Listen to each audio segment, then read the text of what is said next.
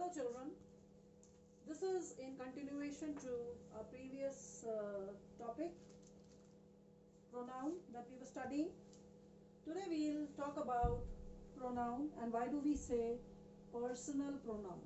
Why do I use the word personal pronoun? So let's go and we'll go to page 44 of your textbook, chapter 15, forms of personal pronoun. Now, why are we saying personal pronoun is the pronouns that we are using, they refer to three persons. Three persons. So we have first person,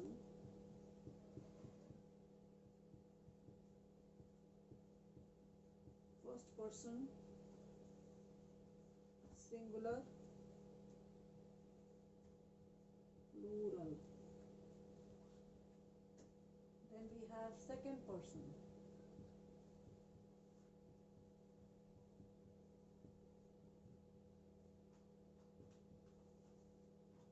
singular and plural.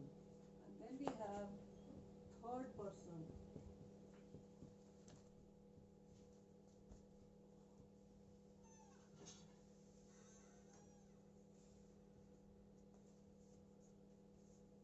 singular, plural, and in singular plural we have masculine,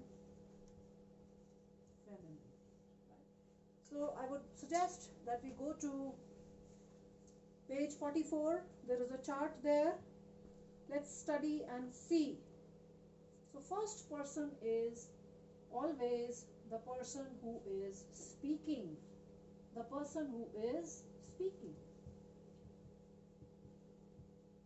The second person is always the person who is spoken to. The person who is spoken to. Right? And the third person is about the person who is spoken of. So I am speaking to you about what? Third person, Mohan, who is not studying at all. So I am the first person, you are the second person, Mohan is the third person, personal pronoun. Just remember, the person who's speaking, first person who's spoken to, second person who's spoken of, third person. Right? So I go to first person when it is singular. I am speaking. Supposing I am teaching you singly, then I am singular. Right? And when it is 2-3 teachers teaching you together on the same platform, it becomes plural, is we. Right? So I, we. Further, you can see here there are variations given.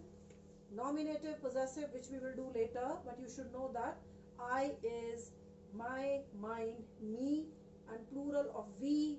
The variations are our, ours, and us. Right? Going to the second person, singular, plural here remains same, which is you. You. Singular, plural remains same, which is you. Person spoken to is you. And the variations here you can see your, yours, you. Right? Going to third person, here you are talking about the person spoken of. So if it is a masculine gender, I am speaking of in singular, it will be, the pronoun will be he. If it is a feminine gender, singular, I am talking about a feminine person, a feminine gender, it becomes she. Right? It's given here, you can see. And then masculine gender, feminine gender, and you go to neuter gender. And there is a common gender. Right? So common gender here in plural. This will be for plural. So neuter gender is it. Neuter gender is for things without life. If you remember, neuter gender is things without life, and plural common gender is they. Right? So the variations again here you can see. His, for he it will be his and him. For she it is her, hers, her. For neuter it's. For common it will be they, their, them, theirs. So this is the basic thing which we should know when we are studying pronoun. Is that clear? Right? Okay. Going to page number 45, and let's do the definition. The basic definition of pronoun is a part of speech that stands instead of a noun. Instead of a noun. When you remove a noun, you use a pronoun. You remove a noun, you use a pronoun. I just give you example of Ram. You keep removing Ram everywhere, you use he. He becomes a pronoun. I remove Sita everywhere in every sentence, and because it's a feminine gender, I say she. Had it been a dog, supposing, I will use it for a dog because I don't know the gender of the dog. So when we are unsure of the gender, we use the pronoun it. Right? So that is it. Going to page number 45, the uses of pronoun it. Where is it used? For things without life. Underline point number 121. So for things without life, for example, book. Here is your book, take it away. The example is, here is your book, take it away. So book is a noun and the pronoun I'm using for book is it. So underline it and say it is a pronoun here. For sorry. Next one, for animals, unless we clearly wish to speak of them as male and female. So I just told you, when we don't know the gender of the animal, it is better to use it, right? So example here in your book is, he loves his dog and cannot do without it. So dog is noun and it is pronoun. Similarly, the horse fell and broke its leg. So horse is noun and it is pronoun, right? So because we don't know whether it's a which gender horse it is. Young child, when you don't know a child is a boy or a girl. A baby, when you don't know the gender, whether it's a baby boy or a baby girl, it is best to use it for such nouns.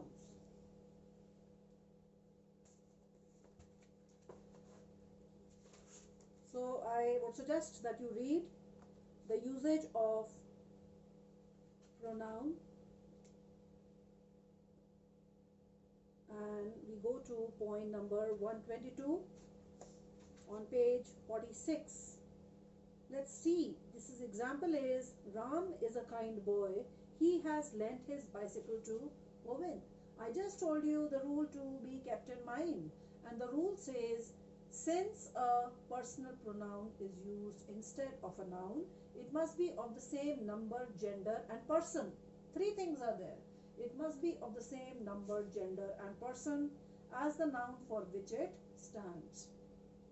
So look at this here, Ram is a kind boy. Ram is singular number, gender is masculine, person is third person. So therefore you have the same pronoun, he has lent his bicycle to Govind. He is the pronoun, his is, look at the chart and see that you have used the same pronoun that stands in the same number, person and gender for the noun for which it stands, right? Similarly, Sita helps her mother in household work. She also does her lesson. Here we are using she and her.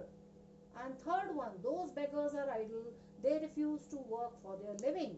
Here we have beggars, which is a common noun, and here they is a pronoun, there is again used for beggars, right? So this is it.